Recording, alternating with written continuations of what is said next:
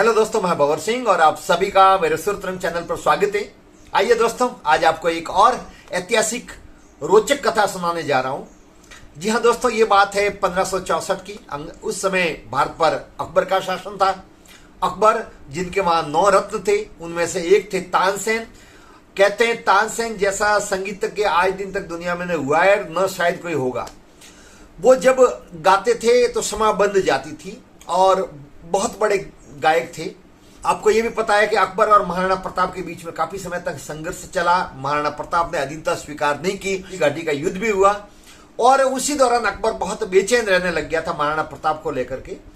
तो जब तानसेन वहां अकबर के दरबार में 9 रत्नों में शामिल थे, अकबर उनकी बहुत कद्र करता था, तो दूसरे जो अकबर के वहां दरबार में थे वो उस तानसेन से ईर्ष्या करते थे और मौके की वो तलाश में थे, कब मौका मिले और अकबर को तानसेन के विरुद्ध भड़काया जाए। तो जिस समय अकबर बेचैन रहता था, उसी दौरान जाकर के उन्हीं लोगों ने कहा अकबर से कि राग दीपक बहुत अच्छा गाता है ये तानसेन, और यदि राग दीपक आप सुनेंगे तो एक बार आपका मन प्रसन्न हो जाएगा, आप भाव विभोर हो जाएंगे। और उस राग को यदि सही ढंग से तानसेन गा ले तो ये आपके जो महलों में बुझे हुए दीपक है ये भी जलने लग जाएंगे। दोस्तों, ऐसी मान्यता है कि राग दीपक हर कोई गा नहीं सकता, और जो यदि सही ढंग से गाए तो उस राग दीपक के अंदर आलाप इतने महत्वपूर्ण होते हैं, इतने गर्म होते हैं श्वासों को खींचते वक्त, कि दीपक, बुझे हुए दीपक भी जल जाते हैं और पूरे शरीर के अंदर भी अग्नि की तरह जलन पैदा होती है।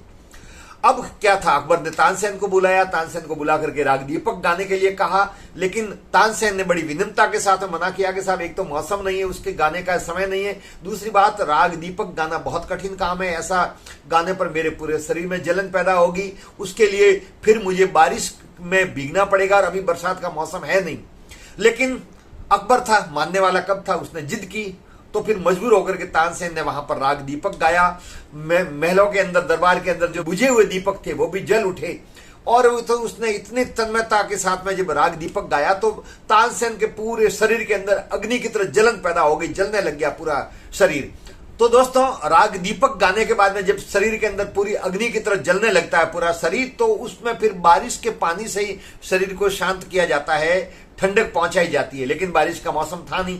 ऐसे में यदि कोई मल्हार राग गाए और वो भी महान गायक हो, और यदि मल्हार राग गाए तो उस मल्हार राग के कारण से जब बरसात होती है, मल्हार राग की भी एक खासियत होती है, आपने मल्हार राग सुना भी होगा, तो यदि मल्हार राग को विधिवत ढंग से गाया जाए, कोई पारंगत गाए, तो आज भी कहते हैं गर्मियों के दिनों में भी बिना बादल के भी बारिश शुरू हो जाती है। मल्हार राग की खासियत होती है।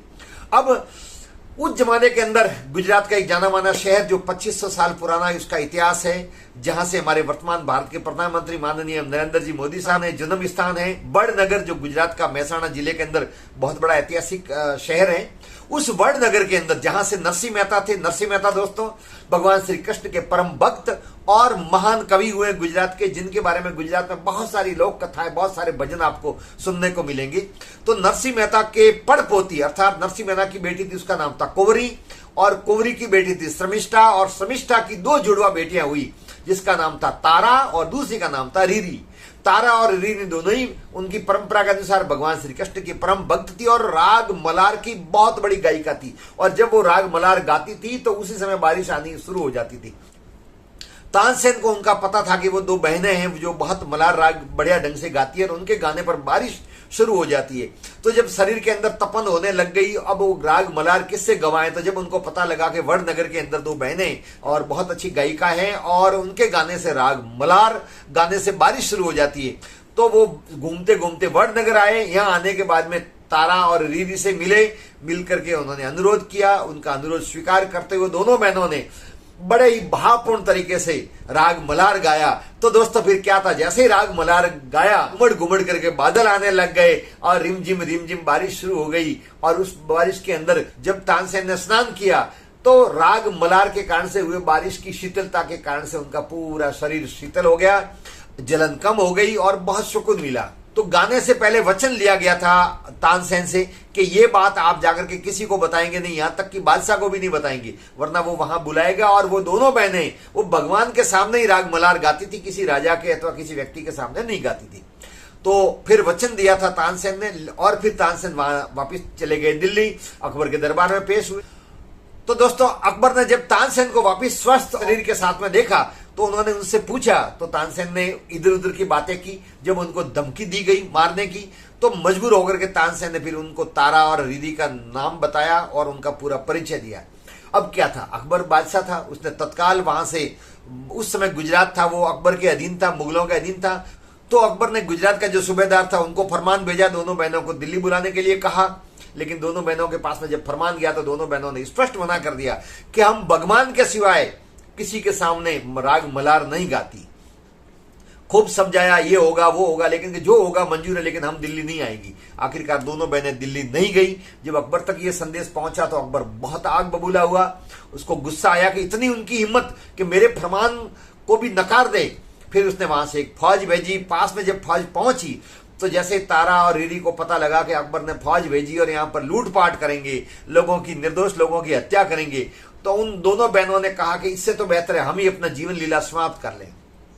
अपने इज्जत को बचाने के लिए, अपने गांव के लोगों की रक्षा करने के लिए उन दोनों बहनों ने, कहते हैं, कुछ इतिहासकार कहते हैं कुएं में कूद करके जीवन लीला समाप्त कर ली।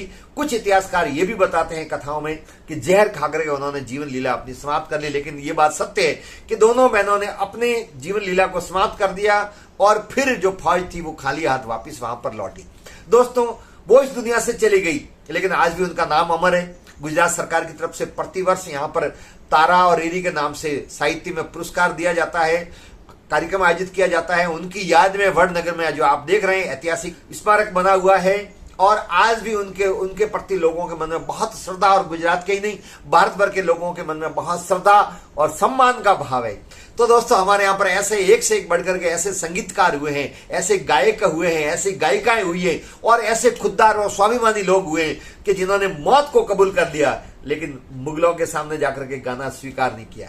तो दोस्तों, ये ऐतिहासिक जानकारी आपको कैसी लगी जरूर कमेंट्स करें, वीडियो को लाइक करें, शेयर भी जरूर करें और यदि अब तक मेरे चैनल को सब्सक्राइब नहीं किया है तो बेल दबा करके चैनल को सब्सक्राइब करें ताकि आप तक वीडियो का नोटिफिकेशन सीधा आए। वीडियो देखने के लिए आप सभी महानुभावों का बहुत बहुत धन्यवाद। जय हिंद।